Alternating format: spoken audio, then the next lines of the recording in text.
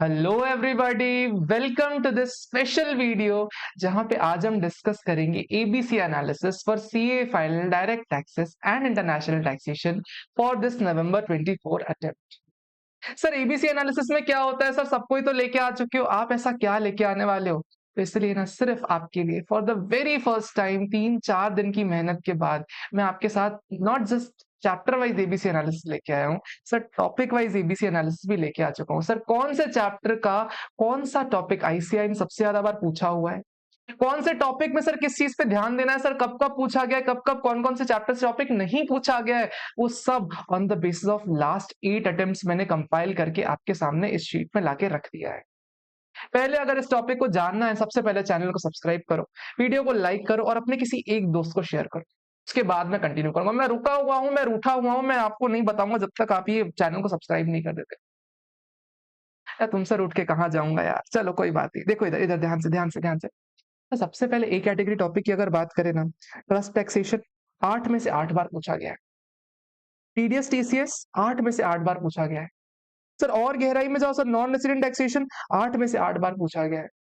Sir DT double A 8 में से 8 बार पूछा गया है। Sir transfer pricing and assessment procedure, transfer pricing, ये 5 टॉपिक ना सर 8 में से 8 बार पूछे गए हैं। यानी क्या मैं ऐसा बोलूंगा कि इस बार नहीं आएगा? सर आएगा ही आएगा।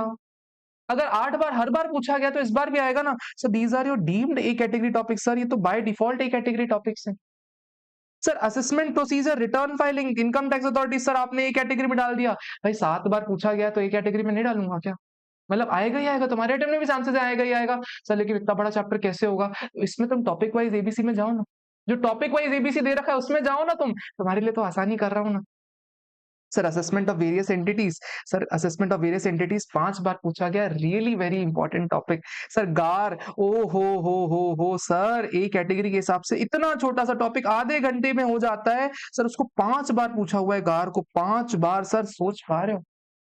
सोच पा रहे हो? ये एनालिसिस लेके आए हूं सर। उसके अलावा इक्वलाइजेशन लेवी सर 5 बार पूछा गया। ब्लैक मनी लॉ सर अब तक नहीं पूछा गया, बट ये मेरे को अंदर से लग रहा है।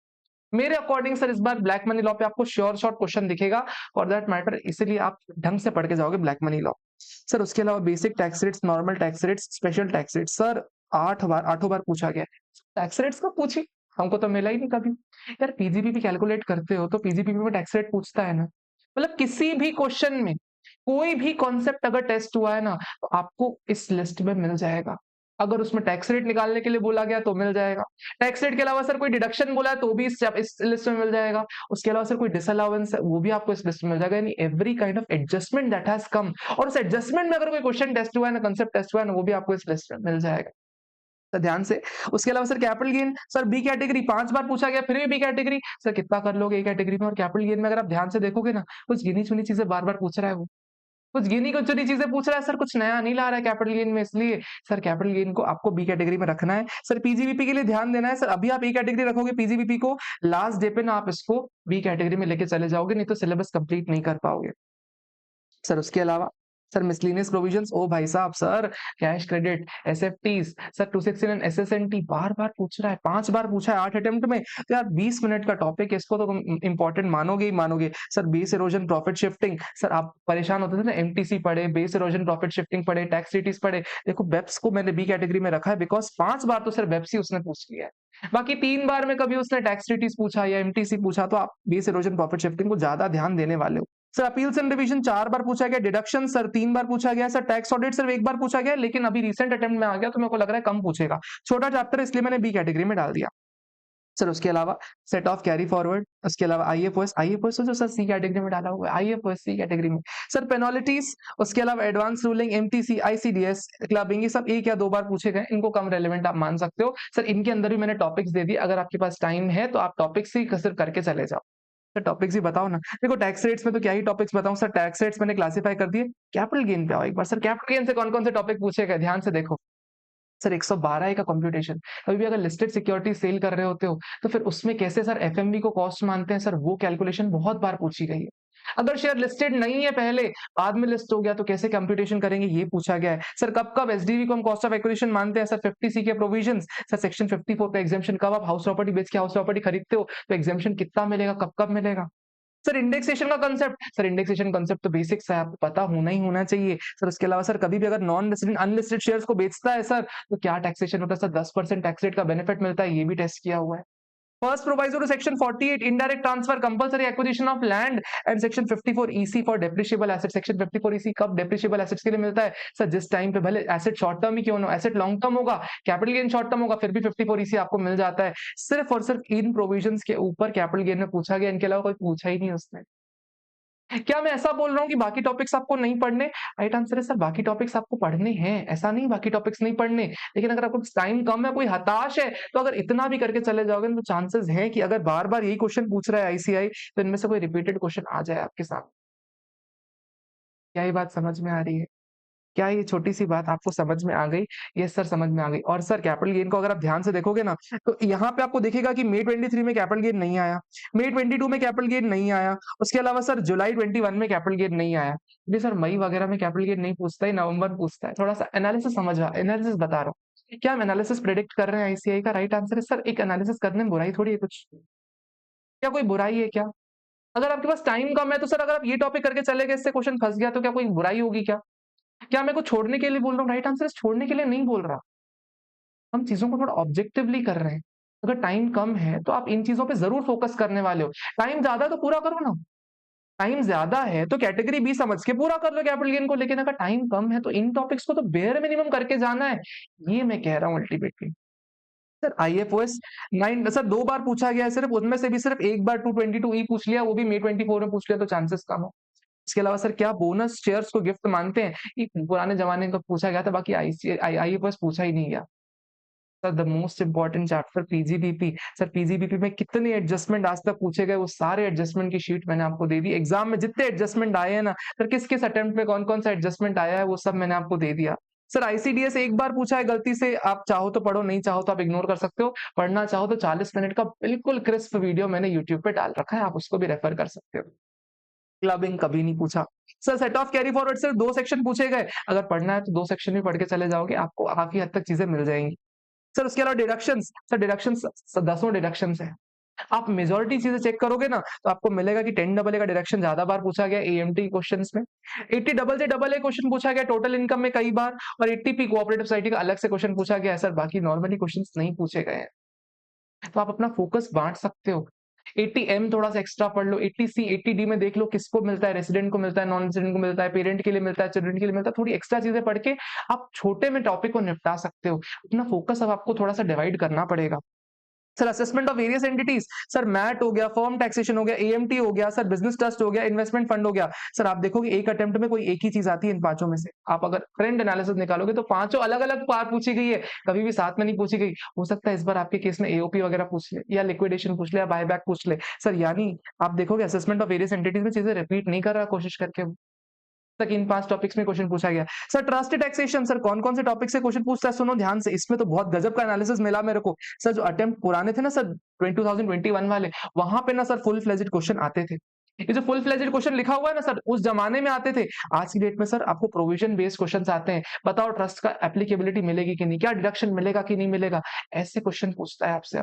आप देखो एनालिसिस सब मिलेगा सर, हर चीज मिलेगी आपको। सर एक्रीटेड टैक्स सालों पहले आया था। Sir full fledged question basic वाले सर पहले पहले आए थे, लेकिन अब क्या आते हैं सर, प्रोविजन क्वेश्चन आते हैं, प्रोविजन से related.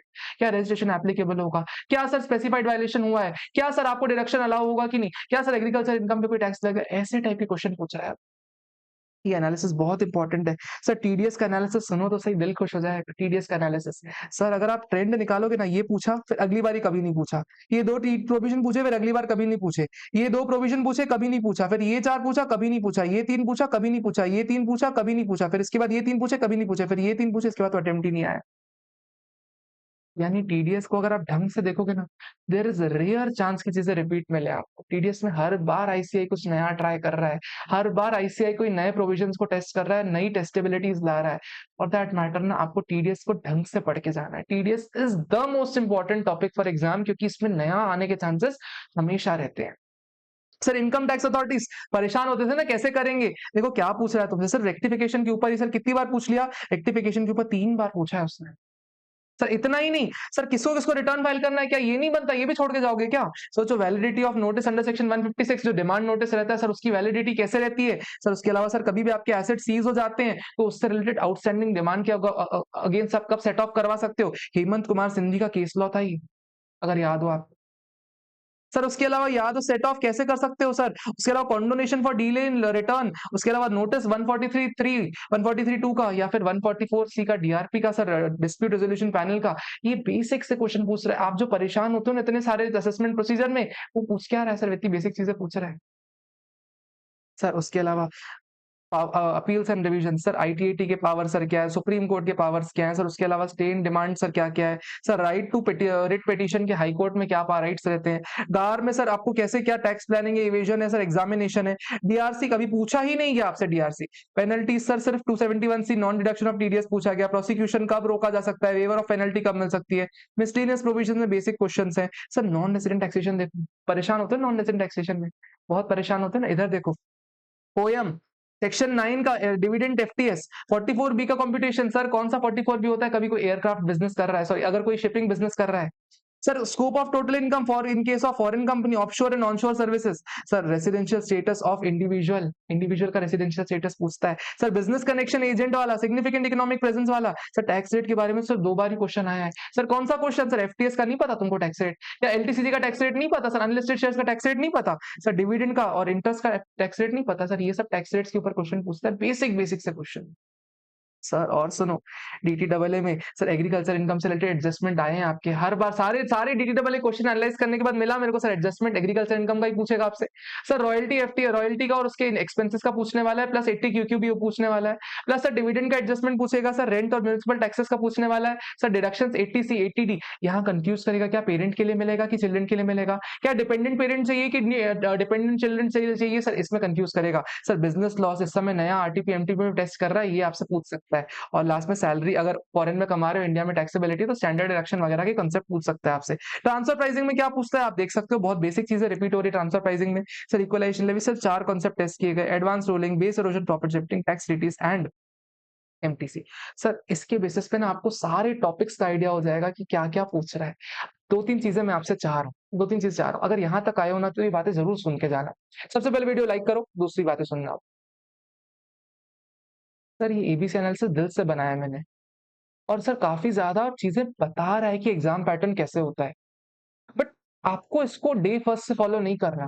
This is last resort plan, कि सर ये चीजें तो आपको करके जानी ही है, बेयर मिनिमम करके जानी है, उसके ऊपर जितना करके चले जाओ। Second thing, the most important thing, the most important thing, ये बीसी एनालिसिस सब्जेक्टिव पेपर के बेसिस पे बनाया गया है। इसमें मैंने एमसीक्यूज को कवर नहीं किया गया क्योंकि एमसीक्यूज अवेलेबल ही नहीं है पिछले अटेम्प्ट्स के। For that matter I don't know MCQ में आपसे क्या पूछ रहे हैं, लेकिन सब्जेक्टिव में अगर आप एबीसी भी करके देख के चले जाओगे तो 40 नंबर 45 नंबर तो सर सब्जेक्टिव के सिक्योर हो जाते हैं। एमसीक्यू के लिए आपको पूरा पढ़ना ही पड़ेगा सर, लेकिन एबीसी से पता क्या चल रहा है कि आपको टाइम एलोकेशन कितना देना है सर। अगर ए कैटेगरी टॉपिक को आप अपना 60% टाइम दे सकते हो, बी कैटेगरी को 30% दे सकते हो, सी कैटेगरी को 10% ही दे दो, रिवीजन वीडियो देख के चले जाओ, उतने में भी काम हो जाएगा। आपको छोड़ना नहीं है सर, लेकिन उद्देश्य सिर्फ इतना सिंपल सा है कि ये टॉपिक्स तो कतई नहीं छोड़ के जाने, ये टॉपिक्स कतई नहीं छोड़ के जाने। और सर जो बाकी कैसी कैटेगरी टॉपिक है ना, उनमें टाइम एलोकेशन कम करना सर। छोड़ने की मैं कभी बात करता ही नहीं, अभी भी छोड़ने की बात नहीं कर रहा। आपको छोड़ना कुछ नहीं, अच्छे से पढ़ाई करो। कोई डाउट आता है मेरे से पूछना, I am there for you. Telegram channel आपका है, यूट्यूब चैनल आपका है, बस मुझे बताओ किस चीज के ऊपर वीडियो चाहिए। एक कमेंट सेक्शन में ड्रॉप कर दो कि sir I will score 70+ marks in this November attempt. एक बार लिखो, तुम लिखते हो ना, मुझे सुकून आता है कि यार बच्चे सही में इंटरेस्टेड है 70 स्कोर करने में, एंड इट इज अचीवेबल। अगर तुम मेहनत कर रहे हो ना, मैं तुमसे ज्यादा मेहनत करने को तैयार हूँ। 4 दिन लगे हर एक पेपर के हर एक क्वेश्चन को पढ़ के एनालाइज करने में कि क्या पूछ रहा है, उसको फिर एक्सेल में उतारना, फिर फॉर्मेटिंग करना, सब कुछ मैं लेके आया हूँ तुम्हारे लिए। यार तुम मेहनत नहीं करोगे क्या अपने लिए? अगर तुम नहीं करोगे तो क्या मैं पेपर लिख सकता हूँ? आई विश अगर मैं आके लिख सक रहा होता और तुमको पास करवा सकता, मैं करवा देता, लेकिन that is not in my hands. तो तुम्हारे लिए मैंने एक बहुत शानदार सपोर्ट दे दिया है। तुमको तुम्हारे हाथ में है कि कितनी ज्यादा मेहनत करके इस बार अच्छा स्कोर कर पा रहे हो डीटी में। Keeping things on your side. See you all in the next video. तब तक के लिए पढ़ाई करो, मिलते हैं किसी अगले वीडियो में same energy, same excitement and same optimism के साथ। Take care.